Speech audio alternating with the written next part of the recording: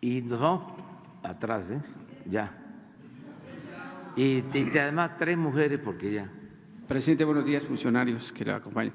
Presidente, yo le quiero hacer 2 preguntas. Un tema sobre la conservación de, obviamente, el arte arqueológico, por supuesto, toda la cuestión prehispánica del centro de donde se va a construir el Tren Maya. Y sobre ese tema, también en Hidalgo, presidente, usted hace unas 3 semanas asistió al Estado y hizo una parada en el acueducto del Padre Tembleque y habló sobre la construcción y la importancia que tiene. En estos días, la empresa española Provedein está explotando minas en terrenos de esa área y en el 2015 la UNESCO declaró Patrimonio Universal de la Humanidad esa construcción. ¿Cuál es su posición de su gobierno con esta empresa española? Porque al parecer a los españoles no les bastó 300 años de saqueo y hoy siguen dañando los monumentos históricos de nuestro país. ¿Y cómo va a conservar su gobierno toda esa área donde va a pasar el Tren Maya, que además va a dejar pues inversión al país? Bueno, miren, desde luego que tenemos que cuidar nuestro patrimonio histórico, cultural, es como cuidar la salud. Eso no puede convertirse en una mercancía, eso está por encima de cualquier interés económico. No hay ninguna mina que esté ¿sí? Por encima, que valga más que la salud o que el patrimonio cultural, artístico de nuestro pueblo. O sea, nosotros estamos a favor del desarrollo sustentable, o sea, queremos el crecimiento, pero con bienestar y sin destruir el territorio. No es crecer por crecer. El liberalismo es dejar hacer, dejar pasar. El neoliberalismo, pues es lo mismo, con más barbaridad. Nosotros ya no queremos eso. Afortunadamente se ha ido entendiendo, no hay empresas favoritas. En un sexenio eran empresas españolas favoritas. Había una Repsol. Lo digo aquí porque hicieron negocios jugosos, por no hablar de otra cosa, al amparo del poder público, por influyentismo. En el sexenio pasado, otra, OHL, también de España, hablando en plata. Pues ya no hay empresas favoritas, ni de España, ni de Estados Unidos, ni de Japón, ni de China, ni de México. Ya se terminó ese influyentismo. Por eso se protege la naturaleza. En el caso de las zonas arqueológicas, el INAH está haciendo muy buen trabajo. Diego Prieto, el director del INAH, es un hombre honorable, una gente preparada, recta, honesta, con convicciones, con principios. Tiene todo mi apoyo, tiene todo mi respaldo, toda mi confianza. Entonces, no tenemos por qué preocuparnos. Desde luego hay que denunciar si existen cosas irregulares, pero se corrige porque no se va a afectar el patrimonio cultural de México. Y en específico con el municipio de Tepeyahualco, a la alcaldía de Zempoala Hidalgo, ¿cómo va a actuar el INAH con respecto al cuidado de ese monumento que es el acueducto? Y insisto, es una empresa española que lleva 40 años específicamente vendiendo sus servicios en el país a lo largo y ancho, y también curiosamente dentro de sus clientes tiene a la española OHL. Pues estás ayudándonos, ¿sí?, presentando esta denuncia pública. Se va a atender lo que tú estás aquí comentando y Antropología va a llevar a cabo una visita, una supervisión y vamos a actuar. Sí, y la segunda pregunta, presidente, si me lo permite, México estaría entrando en los próximos 10 o 15 años en una etapa donde su población estaría ya vieja, por así decirlo. El tema, y es una bomba de tiempo en las cuestiones… Madura, digamos.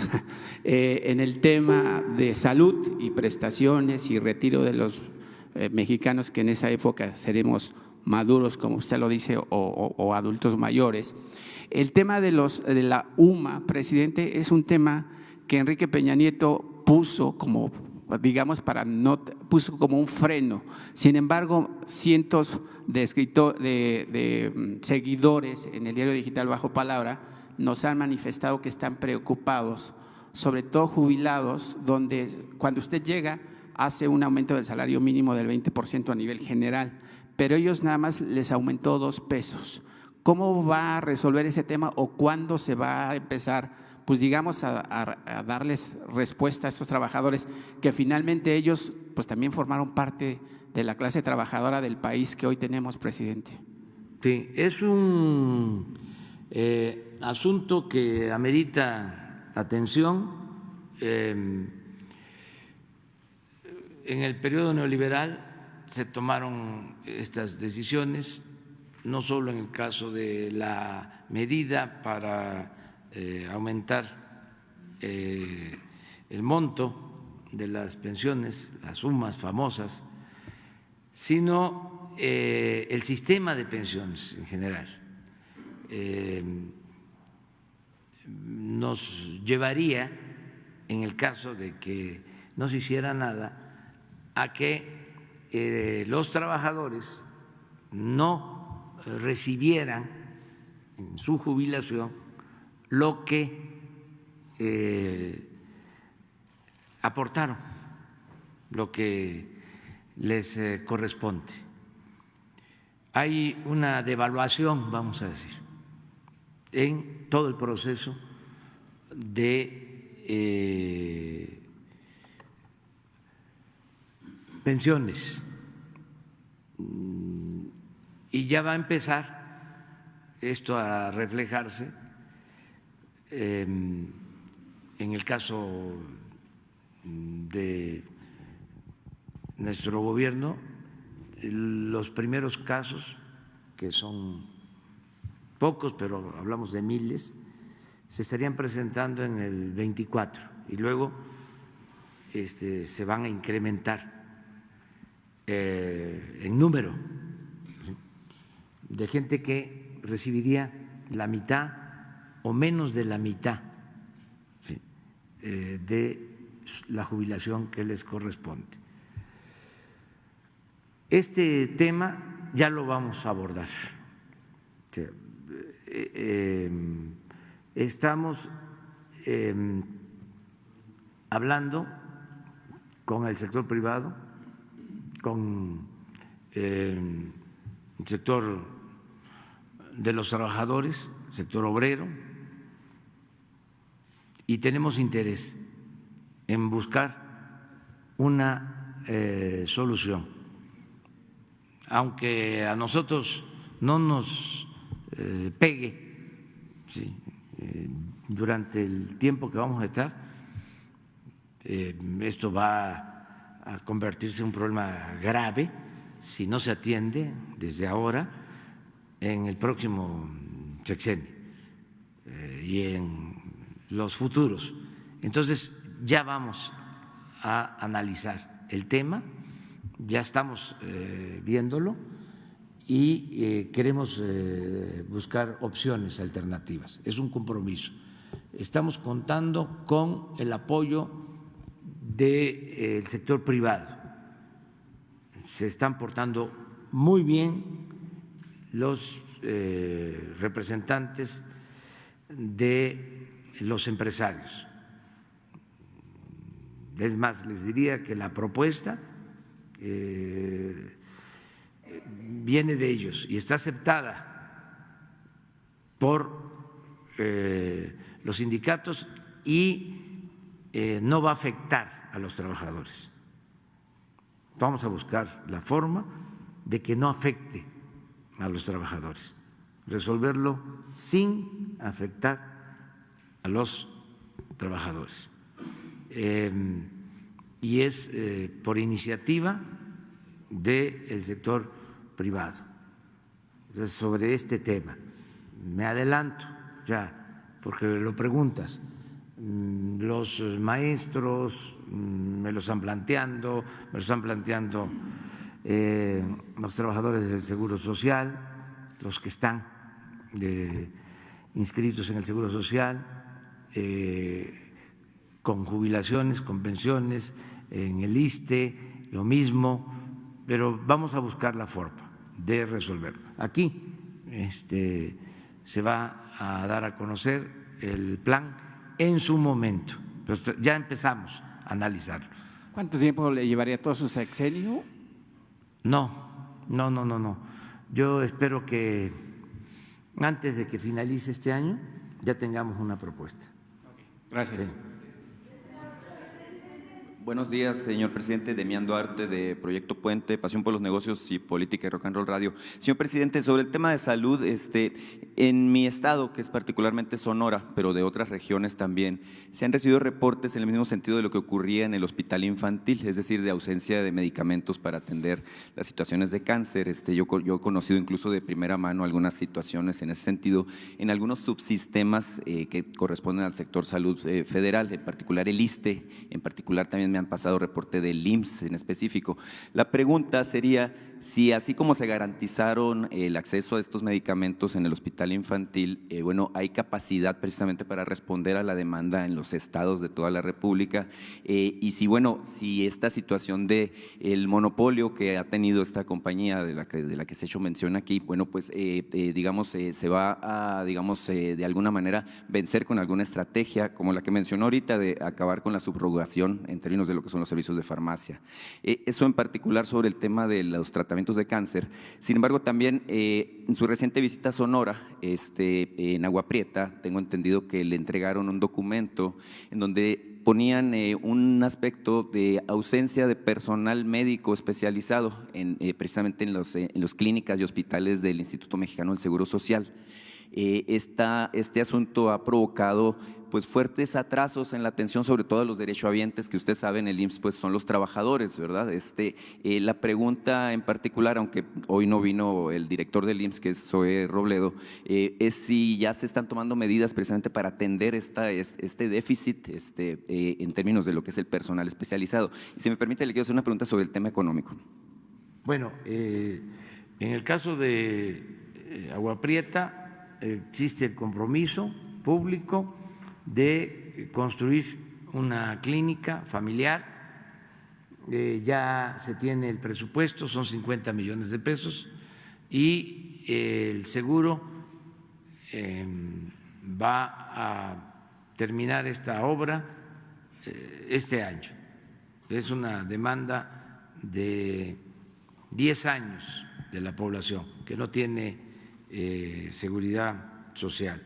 Entonces ya el director del seguro, Zoe Robledo, tiene este encargo. Acerca de los medicamentos en Sonora, pues a ver, Hugo, a ver si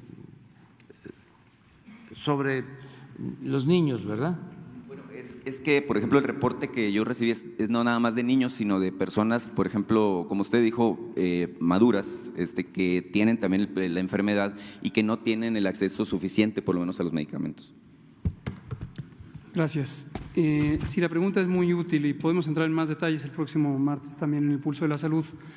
Pero de manera general, ahorita lo que les comento es uno de los cambios centrales o muy importantes de prácticas. Gracias, secretario.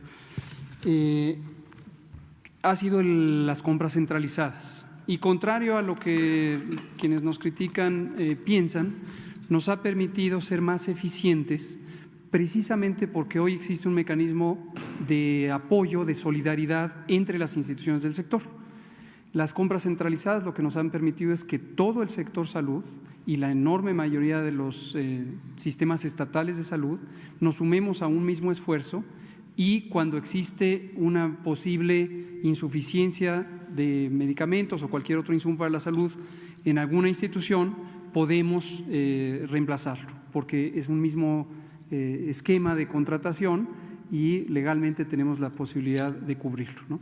Ahora, en el caso particular de lo otro que usted señalaba sobre el personal de salud, también lo podemos detallar con información más precisa del IMSS el próximo martes, pero en general el Instituto Mexicano del Seguro Social desde hace muchos años, unos 6 o 7, ya había identificado un fenómeno demográfico que es inquietante, que consiste en que el personal de salud empezó a crecer en edad y como habían estado por muchos años restringidas las contrataciones, no se habían tomado decisiones estratégicas de renovar al personal. Entonces, en el momento en que el personal, me refiero a médicos y enfermeras, el personal especializado, empieza a jubilarse, la velocidad a la que se puede reclutar o se han formado nuevos especialistas es menor al vacío que súbitamente o de manera brusca van a dejar. El maestro Zoe Robledo, que tiene una visión estratégica muy clara sobre el Instituto Mexicano del Seguro Social, ya ha estado haciendo tomando decisiones concretas en esto. Se anunció hace algunas semanas que se habían contratado 8,000 nuevos personal de enfermería, ¿no? Aunque en mi estado en particular está documentada la ausencia de 400 especialistas por lo menos. Así es, y en todos los estados de la República. No olvidar, el IMSS es una institución nacional, no es una particularidad de Sonora y todas estas decisiones estratégicas tienen que ver con eso. Una muy reciente, que ha sido además un cambio histórico en las prácticas del Seguro Social, es el tener una selección por concurso basada en mérito y basada en equidad de oportunidades de los titulares de las oficinas de representación en los estados. Sí, le quería hacer otra pregunta, señor presidente. Hay un par de datos importantes, creo yo. Uno precisamente sobre la llegada de inversión extranjera directa al cierre del año 2019, que alcanzó, de acuerdo con la Conferencia para el Desarrollo Económico de las Naciones Unidas, alcanzó en México el récord de 35,000 millones de dólares al cierre del mes de diciembre. Este dato me parece muy importante como para dejarlo pasar al respecto del ritmo y la perspectiva que tiene nuestra economía. Y la otra es la cuestión del riesgo país, que se dio a conocer también ayer, nada más que quedó, creo, un poco oculto el dato con el asunto de los avances en materia de la lucha contra la corrupción. La pregunta se la pongo sobre la mesa porque en mi anterior visita por aquí yo le preguntaba, bueno, al respecto de la perspectiva que tenemos para este año, el 2020, porque, bueno, hay quien le ha puesto número en la mesa, hay quien incluso ha reducido las expectativas de crecimiento que se establecieron en los criterios generales de política económica. Sin embargo, yo le pedía en diciembre pasado que me hiciera un pronóstico, señor presidente, al respecto de cómo podríamos esperar los mexicanos el comportamiento de nuestra economía y bueno, pues hasta la fecha no ha habido un comentario al respecto de su parte. Muchas gracias. Bueno, pues el pronóstico es que nos va a ir bien. Hay indicadores, pues, que se están alineando de manera favorable, más inversión extranjera, más remesas, estabilidad cambiaria, apreciación de la moneda, poca inflación, control de inflación. la firma del tratado,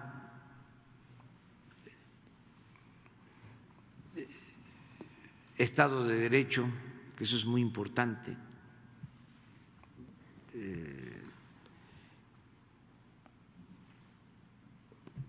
el combate a la corrupción, que es piso parejo para todas las empresas, que no haya favoritas, que todas tengan posibilidad de participar. Hablábamos de las empresas estas españolas, una de ellas, OHL, se quedó con obras, no eran las mejores opciones sus propuestas. Recuerdo de un caso o dos,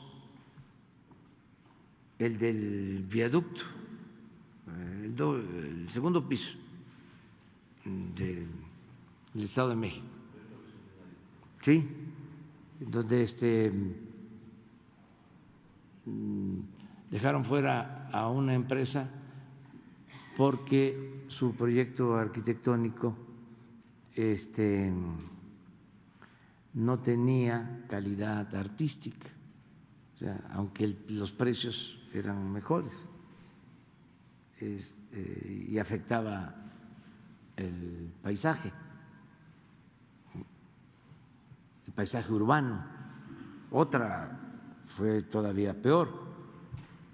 La mejor opción era una empresa de Carlos Slim y la descartaron con el argumento de que no tenía la empresa solvencia económica, aunque parece increíble, pues, pero porque se la querían dar la obra a OHL.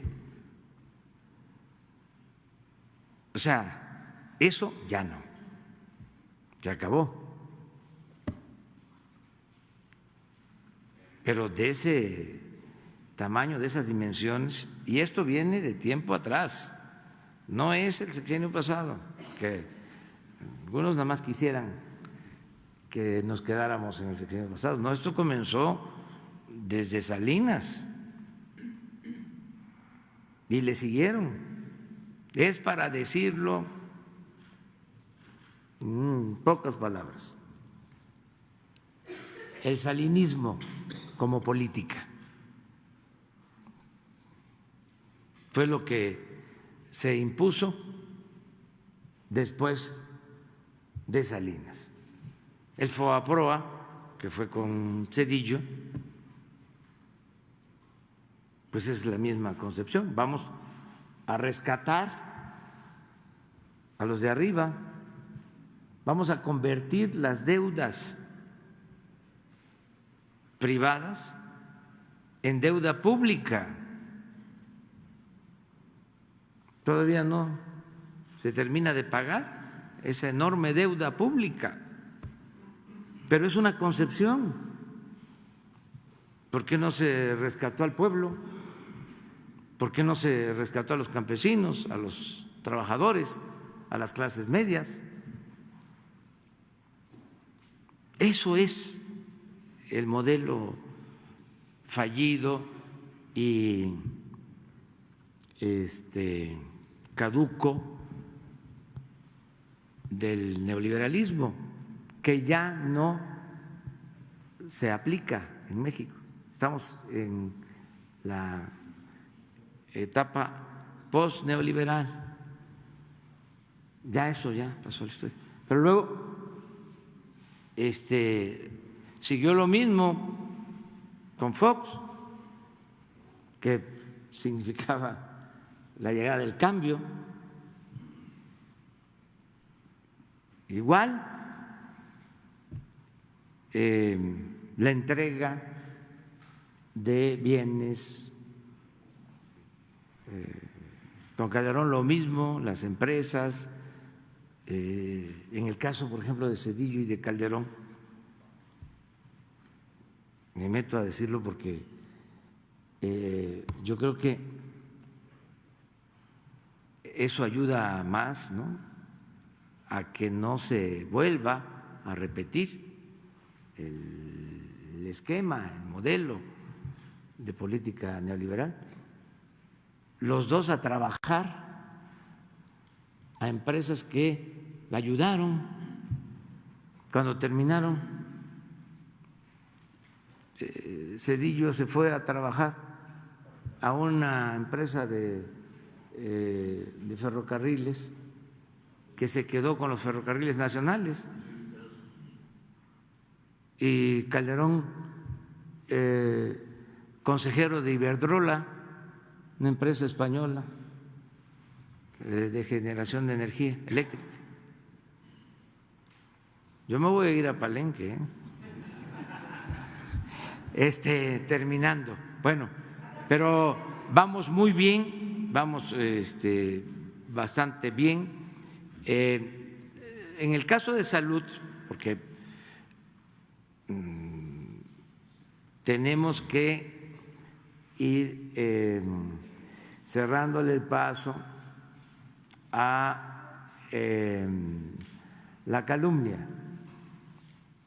y no permitir la máxima del AMPA del periodismo de que la calumnia cuando no mancha tizna, ¿sí? Y que palo dado ni Dios lo quita. No, tampoco es Maquiavelo que el fin justifica los medios. No, tiene que haber ética.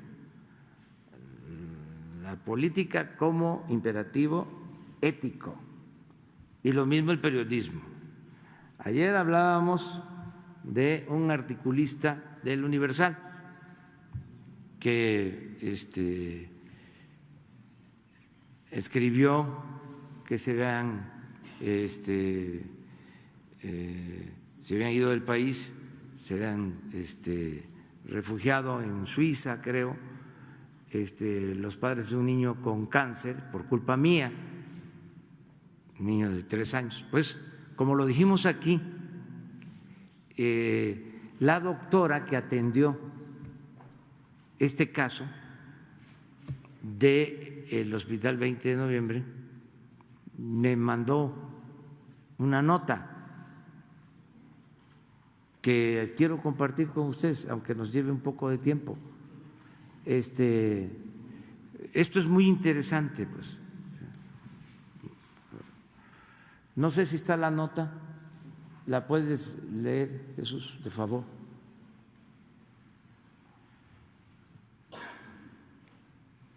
Para que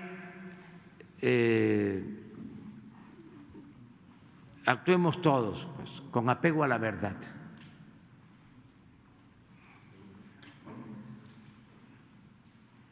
Con relación a la nota del periodista Héctor de Mauleón que presentó ayer el presidente en la conferencia mañanera, te comento que la doctora que atendió a la niña que se llevaron a Suiza mandó una aclaración con mi asistente y te reenvió el mensaje. Derivado de la información vertida por el señor presidente el día de ayer por la mañana, quisiera pedirle el favor que haga extensa la información a la maestra Raquel Buenrostro que el artículo publicado por el Universal, donde se dice que la paciente Ana Lucía Ruprecht se tuvo que ir del país a Suiza para recibir atención porque aquí se le abandonó, es falso. La niña era tratada con nosotros en el Centro Médico 20 de Noviembre en hematología pediátrica y fue diagnosticada a su llegada a nuestro servicio de manera correcta y rápida y recibió el tratamiento de quimioterapia disponible, logrando la remisión de la enfermedad.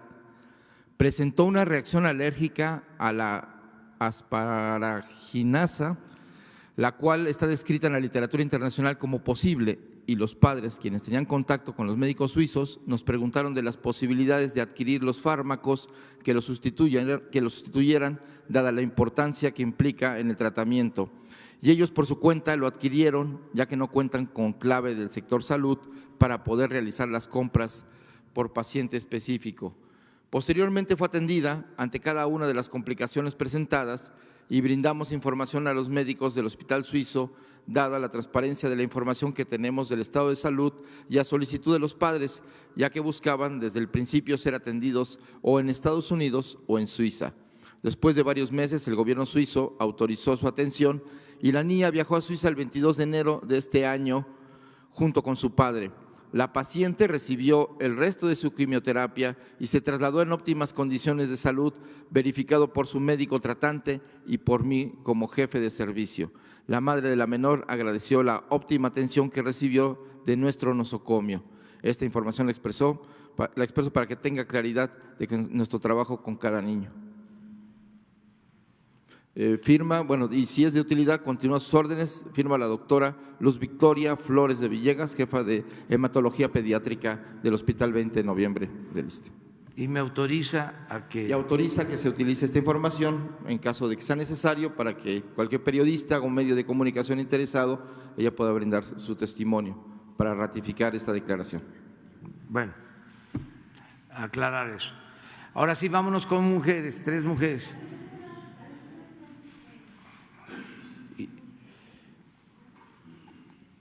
Gracias, señor presidente. Sandra Aguilera, del Grupo Larsa Comunicaciones. Quería preguntarle, ¿cuándo van a tener lo que son los medicamentos para las clínicas de Pemex y porque no hay de cuadro básico, en específico el Hospital de Puebla y también en el Hospital de Especialidades de Neurología, ya que se dice que los medicamentos que les mandan, que les recetan, no hay en existencia y los tienen que ir a comprar y son muy caros? Quisiera ver si tienen alguna estrategia o cuándo se va a regularizar esto. Doctor. Gracias.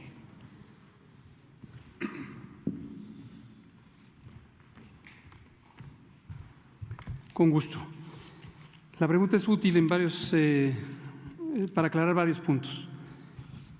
Primera, de manera práctica, seguimos invitando a la población a que directamente nos denuncie cualquier preocupación que tenga sobre desabasto o sobre negligencia o sobre cobros indebidos.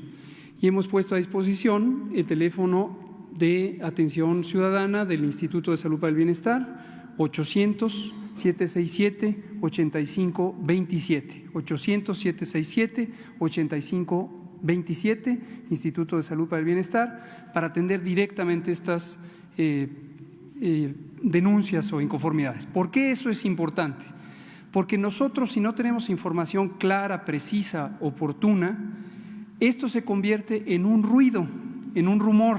Dicen que allá hay desabasto, dicen que ahí no le hicieron la cirugía, dicen… Ustedes son muy profesionales y nos traen varios casos y es también muy útil la información periodística. Pero ustedes como periodistas también respetuosamente les pedimos, ayúdenos a tener información precisa. Lo que acabamos de ver en la carta que se presentó es una médica responsable, profesional, que da la cara, da su nombre y da datos precisos. Entonces nos permite contrastar la información contra rumores. Ese es lo primero. Lo segundo, y lo relaciono también con la carta y con lo que usted está diciendo, es un tecnicalismo, pero este medicamento del que se habla es uno de los medicamentos que se usa para ciertos tipos de cánceres. Ayer que fuimos al Hospital Infantil de México, abordó al secretario y a la comitiva una paciente que tenía una situación semejante. La mamá de una paciente, la hija desarrolló una alergia a este medicamento y está descrito efectivamente, como señala la oncóloga del ISSSTE, que hay un porcentaje de pacientes que pueden tener alergia a este medicamento. Hay un sustituto que es muy parecido a este, pero que tiene menor posibilidades de alergia. Pero ese sustituto no estaba integrado en el catálogo de insumos para la salud, que hoy es el Compendio Nacional. En la transformación del sistema, estamos revisando qué medicamentos se pueden necesitar y no habían sido considerados en el Compendio de Insumos para la Salud. ¿Cuál es la importancia? Y esto ya es la transformación del sistema en forma estratégica. Si por años una necesidad de medicamentos se había mantenido fuera del interés público, las instituciones del sector no pueden comprar el medicamento porque no está en los compendios. Eso requiere que se revise técnica, científicamente, la utilidad del medicamento, sus beneficios y si es rentable poder comprarlo o pueden existir otros mecanismos de suplirlo. Pero lo que no queremos que pase es que se traslade a las personas, a los pacientes, la responsabilidad de cubrir estos medicamentos, que son muy carísimos. 36,000 pesos, nos decía ayer esta mamá de una niña que desarrolló alergia. Entonces, tengamos claro, una parte es la operación diaria del sistema, y eso, si hay una insuficiencia, hay que denunciarla, y otra es la transformación del sistema de salud. No se puede cambiar de la noche a la mañana el sistema, pero tenemos un compromiso de que a lo largo de 2020 vamos a estar haciendo todas estas modificaciones para garantizar la gratuidad de los servicios de salud, incluyendo estos productos e insumos, medicamentos caros, que hasta hoy y a lo largo de muchos años desde atrás pagaban los pacientes. Presidente, si me permite, quisiera hacerle otra pregunta, no es del tema, pero quisiera hacerla. Tenemos una investigación periodística documentada, en específico de Pemex, del Pozo Terra 123, que se presume entra en la llamada estafa maestra. Todo esto a través de empresas fantasmas creadas por notarios corruptos, principalmente del estado de Tabasco. También tenemos las universidades que se prestaron para dicho fraude fiscal. Entre ellos están la Universidad Juárez Autónoma de Tabasco, el Instituto Tecnológico Superior de Macuspana, entre otras. Contamos con la documentación, soporte en original que avalan, además de partidas presupuestales para las investigaciones de la UIF y de la Secretaría de Gobernación, ya que se presume que estos fondos vienen del Fonden. Presidente, ¿qué medidas tomará su gobierno para regular a los notarios y los recursos del Fonden? Gracias. Bueno, esta investigación está en curso, la llamada estafa maestra ya está en la Fiscalía y sigue abierta la investigación. Ayer iba a informar sobre eso la secretaria de la Función Pública, pero ya no hubo tiempo, de modo que le vamos a pedir que ella atienda tu petición. Sobre todo que no se ven tocados los notarios, presidente. Digo, hay muchas universidades, empresas fantasmas, pero creo que esta parte de notarios, ¿no?, donde están coludidos y prácticamente pues ellos se dan cuenta pues de esto, ¿no?, de la corrupción que hay. Sí, pues es con la función pública que se tiene que ver. Perfecto. ¿Y acerca del Fonden, tiene pensado hacer algo para regular estos fondos? Ya se está haciendo, se cuida mucho para que no se use a diestra y siniestra, que no se den contratos, o mejor dicho, que no se realicen compras, porque claro, lo del Fonden permitía la corrupción porque no había que licitar, como son emergencias, ¿sí?, son declaratorias de emergencia, entonces la dependencia podía comprar sin licitar y tenían proveedores favoritos, ¿sí?, a los que les compraban de todo, sin llevar a cabo esto, sin llevar a cabo licitación. Entonces ya eso ya no sucede. Ahora Protección Civil, la vez pasada informó, se cuida mucho dónde declarar estado de emergencia, porque era ya un deporte nacional declarar emergencias por todo para justificar la salida de recursos y la corrupción. Ya eso ya se terminó. La vez pasada aquí se informó cómo se usa ese fondo, con mucho rigor y sin dar pie a la corrupción. Ya estamos viendo eso. Gracias, presidente. Sí. Dos mujeres atrás. Buen día, Dalila Escobar, corresponsal de Tiempo.tv. Primero preguntarle si en el tema de la investigación que están haciendo por la situación del hospital infantil aquí en la Ciudad de México, ¿estarían también investigando a exsecretarios de salud? A final de cuentas, podrían ser también quienes estuvieran involucrados en la firma de ampliación de contratos con esta única empresa que estuvo proveyendo este tipo de medicamentos, o si solamente se van a ceñir a los últimos acontecimientos que sucedieron de no solicitar medicamentos para quimioterapias. En general, y más que nada es convencer, persuadir, no imponer las cosas. Todo el sector salud, estoy seguro, va a ayudar. Enfermeras, que son como 350,000 en el país y que son pues el alma de los centros de salud, de los hospitales, porque el especialista hace su trabajo, lo puede hacer en 1 hora, 2 horas, 3 horas, depende de la intervención de que se trate, pero luego el enfermo queda en manos de la enfermera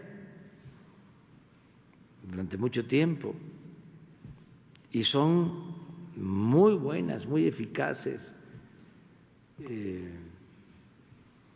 las enfermeras, muy sensibles, y lo mismo los médicos.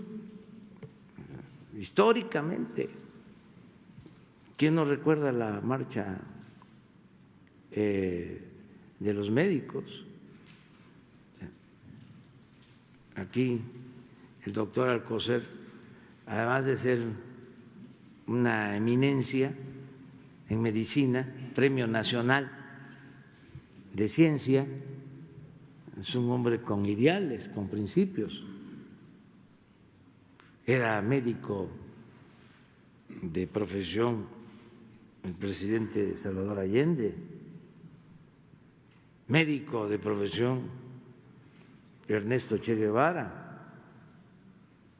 O sea, el médico tiene una dimensión social. Últimamente, en el último periodo,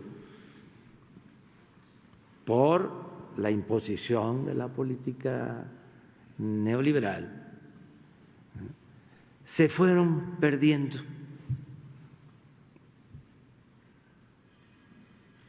ciertos valores y entró a jugar un papel importante lo mercantil en la medicina, al grado de robarse el dinero de los medicamentos. Ya no solo robarse el dinero de la construcción de una carretera, sino robarse el dinero para las medicinas de los enfermos. Entonces, pero todo esto yo creo que se va a revertir y todo el sector nos va a ayudar, todo el sector salud, a que mejore la atención médica y no apostar solo a las medidas coercitivas. O sea, ¿no habría un señalamiento para exsecretarios de salud que permitieron precisamente los contratos de este tipo monopólico? Claro que sí, pero no tenemos que sustentar nuestra acción solo en el castigo. Tiene que haber, pues, castigo, no tiene por qué haber impunidad, pero lo mejor es convencer de que todos tenemos que hacer un esfuerzo, cambiar. Ya no estamos en la etapa en que dominaba un régimen político con una política económica pervertida. Ya es otra cosa, es una etapa nueva y todos tenemos que ayudar Todos tenemos que contribuir a esto. Y yo estoy seguro que nos van a apoyar los médicos. Esta resistencia a no permitir la gratuidad, que es ilógica, porque si de las cuotas de recuperación utilizaban esos recursos para abasto de medicamentos, para insumos, para limpieza, mantenimiento, aun cuando ya los institutos tienen su presupuesto, pero no les alcanzaba y utilizaban de esas cuotas para complementar sus presupuestos, pues no se les va a quitar, ¿no? De los 40,000 millones adicionales para el sector salud, de ahí se va a utilizar los recursos, pero necesitamos cuentas claras y chocolate espeso. Gracias, presidente. A ver, las cuotas de recuperación, lo que se le cobra a la gente, ¿dónde va ese dinero? O sea, eso es todo lo que se está planteando. Y aquí también hay otra cosa que es interesante y que tiene que ver con la carta. El ideal es que no haya cuadro básico. Lo que nosotros tenemos que buscar es que se ofrezcan todos los medicamentos de manera gratuita. Ese es el cambio también. ¿Sí? Ya va a ser un asunto nuestro, no fácil de resolver, pero tenemos la voluntad de hacerlo. Es un asunto de justicia, es una cuestión legal, la Constitución lo mandata, y hay recursos económicos, pero de todas maneras es establecer un nuevo sistema, como en Canadá, como en Dinamarca, como en los países donde tienen un sistema de salud pública ejemplar. ¿Por qué no tenerlo en México? Nos va a ayudar mucho, mucho, mucho, mucho el acabar con la corrupción, porque el presupuesto de salud va a rendir más y vamos a poder lograr ese propósito. Bien, preguntarle, una segunda pregunta es, ahora que va a Coahuila, ver si va a haber estas cuestiones de autorización para carreteras, ver si va a atender el tema, por ejemplo, de protocolos en las escuelas ahora por los lamentables sucesos de hace unas semanas, y también por saber la razón por la cual algunos eventos serán privados. Entiendo va a Grupo Peñoles y pues este evento no podrá tener acceso a la prensa. Y bueno, también ya para aprovechar el tema de la Guardia Nacional, esta cuestión de que se indague a elementos de la Guardia por posible uso excesivo de la fuerza. Incluso ya veíamos a Porfirio Muñoz Ledo diciendo que incluso se le había no permitido hablar en la Cámara de Diputados precisamente porque tiene una postura pues contraria a generalmente quienes están dentro de Morena. Esas dos, por favor, gracias. Bueno, los actos de hoy y de mañana, vamos a empresas, tienen sus protocolos, las empresas, vamos a constatar cómo se están formando, cómo se están capacitando los jóvenes en las empresas, los que están trabajando de aprendices, pero vamos a tener actos también con jóvenes públicos, abiertos. En el caso de las empresas, pues no se puede que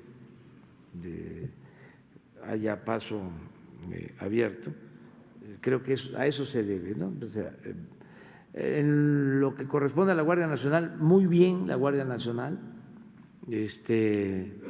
resistiendo, no utilizando la fuerza, nada más aguantando. Que sí se está usando la fuerza. Pues yo no las he visto, realmente no se ha utilizado la fuerza, han hecho muy buen trabajo los de la Guardia Nacional. En algunos casos, el primer día hubo un hecho, yo diría, aislado. Estamos hablando de que están todos los medios allá. Sí, puede ser, pero es mínimo. No hemos tenido, afortunadamente no hemos tenido lesionados. Se les ha dado refugios, se les ha dado atención médica. Yo tengo pues información de que la Guardia Nacional ha actuado bien, esa es mi información, respeto otros puntos de vista. ¿Podría ver las imágenes para usted calificar si en efecto ha tenido una actuación aceptable la Guardia Nacional y que nos diga? Hoy el secretario de Relaciones Exteriores, informó sobre esta situación y lo que nos informó es de que no ha habido lesionados, no ha habido heridos, se ha resuelto bien el problema. Muchos que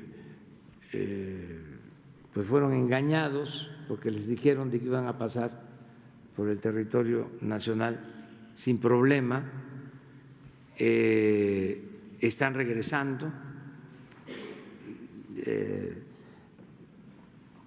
Se han regresado con apoyo, o sea, es un regreso asistido, más de 1,000 migrantes. Se les ofreció refugio, trabajo, todo. Y pues es un movimiento también no espontáneo, ¿sí? Claro que hay la necesidad, pero hay una conducción, vamos a decir, política. Afortunadamente se han respetado los derechos humanos y la opinión del diputado Porfirio Muñoz Ledo la respetamos mucho.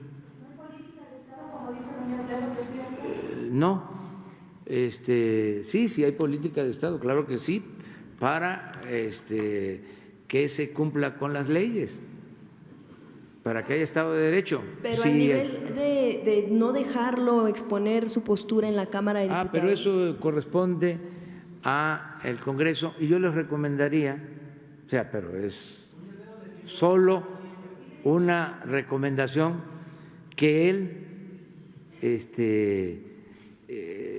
Porfirio es un dirigente excepcional, un hombre de lucha, que sabe muy bien y lo ha experimentado, lo ha llevado a la práctica, que la libertad no se implora, la libertad se conquista. Entonces, bueno, pero si hiciera falta, mi recomendación es que se abran todos los foros y que hablen todos. Prohibido prohibir. O sea, no hay por qué censurar. Nosotros no vamos a censurar a nadie. Vamos a ver en su momento, cuando yo pueda. Es lo mismo de la marcha de la paz o que busca, ¿sí?, que se atiende el problema de la inseguridad y de la violencia, pues no tengo tiempo, no tengo oportunidad de atenderlos. Además, lo dije, no quiero que se vaya a faltar el respeto a la investidura presidencial, porque tenemos adversarios. ¿Sí? ¿Quiénes son nuestros adversarios? Pues los conservadores, los que no quieren los cambios, los que están molestos por lo que hacemos. Entonces, imagínense si hay una falta de respeto, ¿sí?, al presidente, pues es nota mundial, o sea, se sabría en todos lados. Lo mismo en el caso de los migrantes. Pero se está hablando de víctimas. Si sucede algo violatorio de los derechos humanos, o sea, nuestros adversarios andan a la caza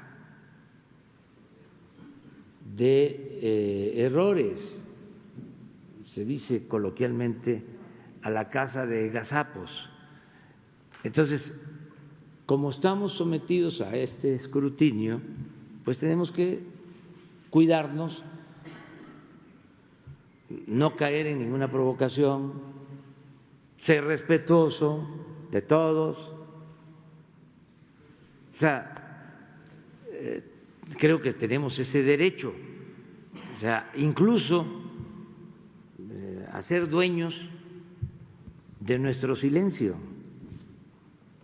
O sea, en todos los temas, porque en una circunstancia, ¿sí?, que de inconformidad de los conservadores corruptos, en un ambiente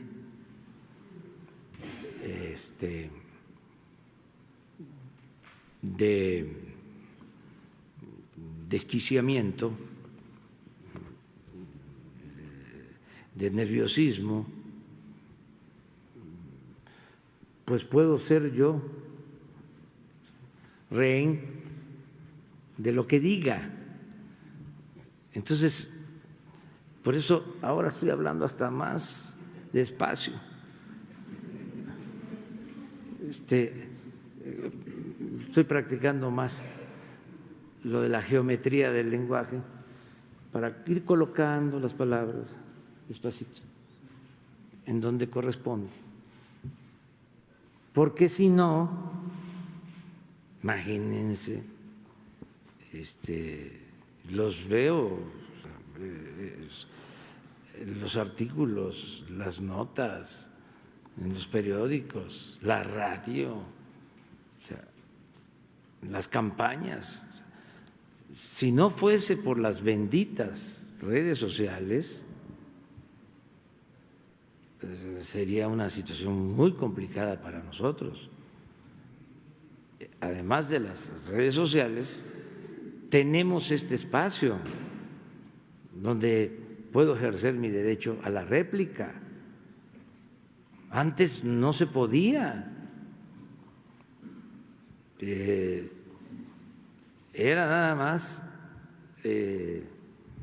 la opinión de los opresores. Ahora no es así. Ahora tenemos nosotros posibilidad de informar, de orientar, de dar a conocer nuestros puntos de vista, con respeto a todos.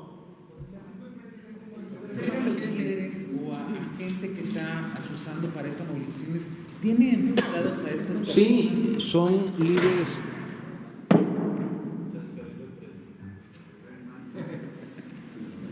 Esto es un complot. Sí, son los mismos que han participado en otras caravanas. O sea, dirigentes de Honduras, básicamente, que organizan estas caravanas, muchas veces no dan información adecuada a los migrantes. Esto que les estoy comentando de decir que iba a haber paso libre, mantas en inglés en Honduras, en Centroamérica, o sea, y no tenemos, sí, lo que les estoy comentando. Desde luego, no es acusar a nadie, todo el mundo tiene derecho a manifestarse, a expresarse, pero sí sabemos. O sea, y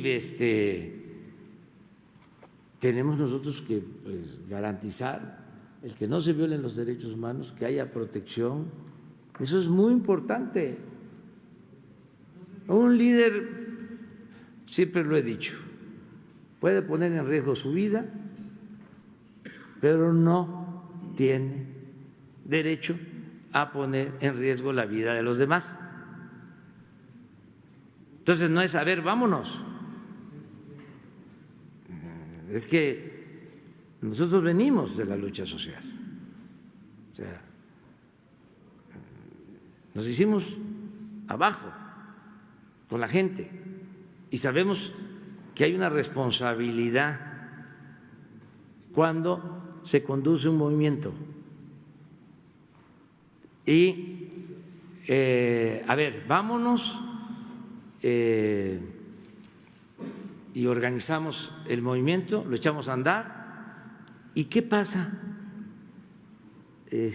con la seguridad de la gente?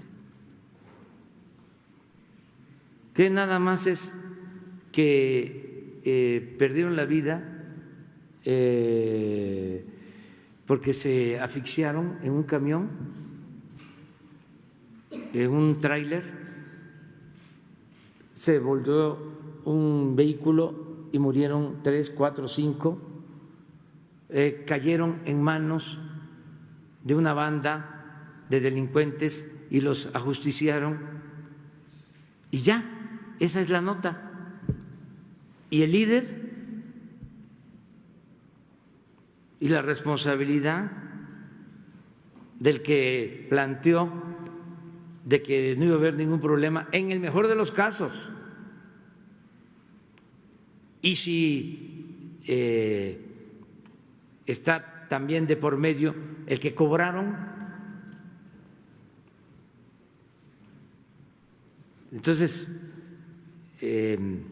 tenemos que ver todo esto, se está atendiendo, no vamos a violar derechos. Que se haga más estricto, digamos, el respeto a los derechos humanos, presidente. Todos los días lo hago. Hoy lo hice y yo no digo mentiras. O sea, hay un video, presidente, en donde, por ejemplo, un integrante de la Guardia Nacional se burla y le dice, mira, te lanzamos este gas. Puede ser, pero todos los días estamos recomendando. Hoy lo hice. A ver, les digo qué dije, qué les planteé en la mesa. Sí, hoy, en la mesa de seguridad. Sí, después del informe. Muy bien, lo más importante es que se respeten los derechos humanos, que se cuide que no haya heridos. Le dije al secretario de la Defensa, transmítanle al general Vicente, encargado de esta acción, mi reconocimiento por no utilizar la fuerza. Le dije, general Bucio, que estaba ahí, haga lo mismo con los oficiales de la Guardia Nacional. Le dije al secretario de Relaciones Exteriores, Marcelo Ebrard, cuiden bien la seguridad hasta de los regresos asistidos. Se están regresando en avión de Villahermosa. A ver, permítame. Cuiden, sí, que no vaya a haber un accidente. Se están regresando en autobús de Tapachula. Cuiden que no vaya a haber un accidente. Que no falten los medicamentos, la atención médica. Nos dieron todo el informe completo. Más se decidió porque pidieron que querían refugios. Apareció un dirigente que planteó eso, un dirigente mexicano que planteó que lo que buscaban era refugio. Se dijo, sí, hay refugio, sí, se les da el refugio. Y se les dio a conocer cuáles son las condiciones de un refugiado desde el punto de vista legal. No quisieron. Se decidió, o sea, para más detalles, que la Guardia Nacional no estuviese a la orilla del río por las piedras que hay en el río. Se está actuando con mucha responsabilidad. Desde luego, nuestros adversarios, vuelvo a decirlo, conservadores, corruptos, que quisieran que nos fuera mal, están ahí. Y no en todos los casos. Muchos medios de información obedecen a esos intereses. No estoy generalizando. Entonces, quisieran, imagínense que uno de la Guardia Nacional le estuviese pegando a una niña, a un niño, a un anciano. No.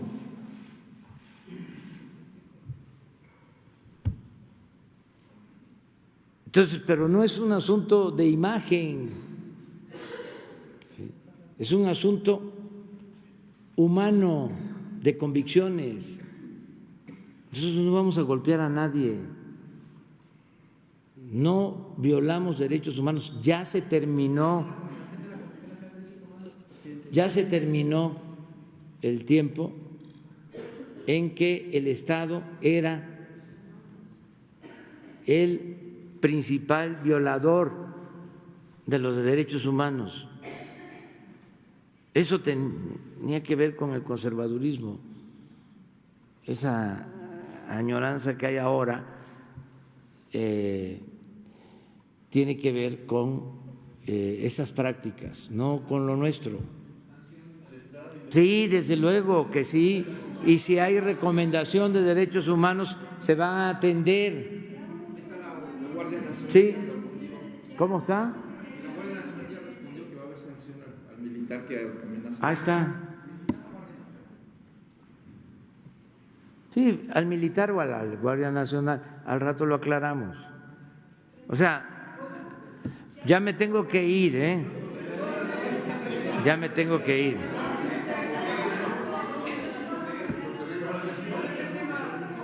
¿Cómo?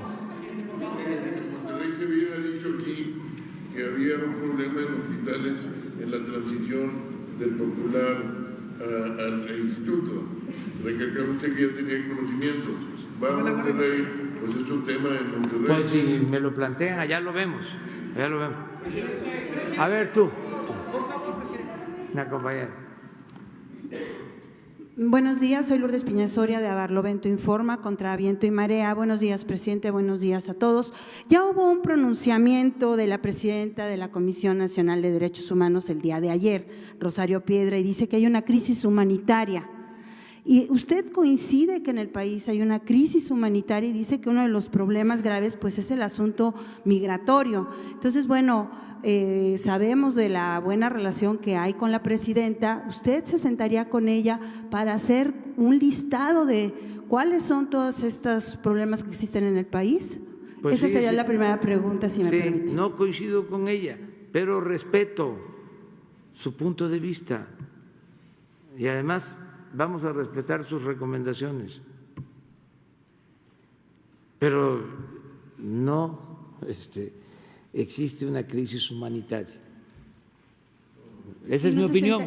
¿No se sentaría con ella a platicar? Sí, claro que sí, pero es un asunto de ver cuándo nos podemos encontrar. Y en otro orden de ideas, si me permite, ¿sabe usted, señor presidente, por qué la Secretaría de Cultura está triangulando pagos a artistas a través de prestadores de servicios como Viajes Premier, siendo que el único beneficiado de la contratación de los artistas es la propia Secretaría de Cultura? ¿No le parece a usted que esta práctica se asemeja a un uso indebido del outsourcing que tanto preocupa a su gobierno? Gracias por la respuesta. Pues no tengo información, pero vamos a indagar y le vamos a pedir a la Secretaría de Cultura que responda. ¿Y ella podría venir aquí con usted a respondernos? Ha habido muchas publicaciones Pues sí, en torno a eso, sí. Nosotros lo tenemos documentado. Sí, también. Gracias. Cuando se pueda, pero antes de que venga ella, que te dé un informe. ¿Sí? Gracias. Sí. Muy bien, nos vemos. Me tengo que ir. Sí, el lunes. A ver, Jesús, los de Guerrero. Sobre Guerrero. Los tres. Para allá vamos, te invito. Nos están matando, presidente.